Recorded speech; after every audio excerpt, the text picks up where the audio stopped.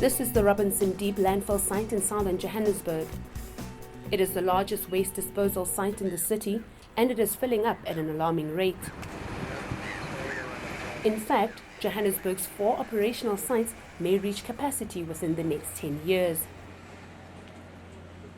South Africa generated approximately 19 million tons of municipal waste in 2011, according to the Department of Environmental Affairs. More recent figures aren't yet available. Dr. Susan Olofse has been researching the state of our national landfills for the Centre of Scientific and Industrial Research. In total, South Africa still landfills about 90% of all the waste we generate. So there's still huge room for improvement. According to the centre, Gauteng generates more than 45% of South Africa's overall waste, making the province the largest producer of waste at approximately 8.6 million tons per year. The major centres in Gauteng are all starting to run out of landfill airspace. We sit at this point in time with about 10 years of landfill space left for most of the cities. So that means that we need to start looking at alternative means of dealing with our waste and also managing the landfills better. The Robinson Deep landfill site takes up 124 acres. Once landfills have reached capacity, they are closed for up to 20 years to rehabilitate and stabilize them. This raises concerns over the availability of land to sustain the amount of waste being generated in the province. City of Johannesburg got 6 landfill sites. 4 of them are active and 2 are completely shut down because they've reached their lifespan. This landfill site, particular landfill site we're having now, has another 8 years. 8 years left. And if we don't do any recycling on the landfill site, our life is dramatically going to decrease on the landfill site from 8 to about 5 years. Landfills also generate greenhouse gases which contribute to global warming. Methane and carbon dioxide make up 90 to 98% of landfill gas. The remaining gases include ammonia and sulfates, which can be hazardous to human health if not monitored correctly.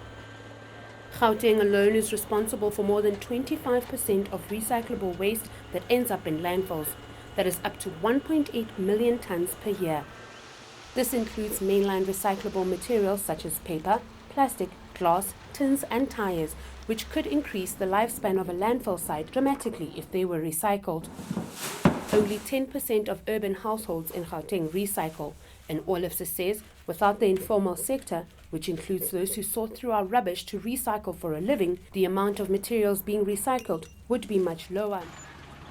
If it was not for the people being willing to go to the landfills and dig out the recyclables from there, we wouldn't have reached the recycling levels that we have.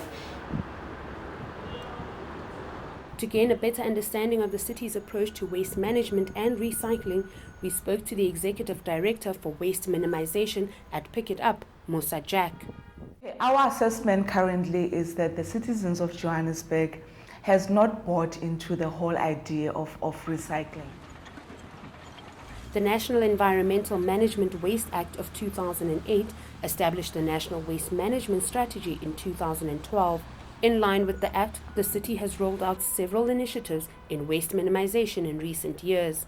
We're at a point now where we're rolling out our separation at source program, where we're encouraging residents to say, within your own house, make sure that you are separating your recyclables from your other streams of waste. The success of that program lies solely in the cooperation and the consciousness by the citizens of Johannesburg who make a decision that they're going to recycle, because they are the generators of waste. So we're relying solely and completely on them to assist us in terms of succeeding with this particular program.